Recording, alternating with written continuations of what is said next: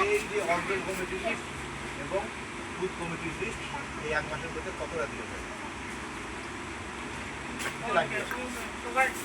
তোমার কিন্তু বারবার একটা অঞ্চল তোমার করে দিই যে একটা অঞ্চল কয়টা 15টা 15-10-এ 150 আর বোনসের কতগুলি আছে 20টি। তাহলে 20টি লোক হতে গেলে মনে করো 170টি লোক মেনে যেন তেন প্রকারে করা হয়।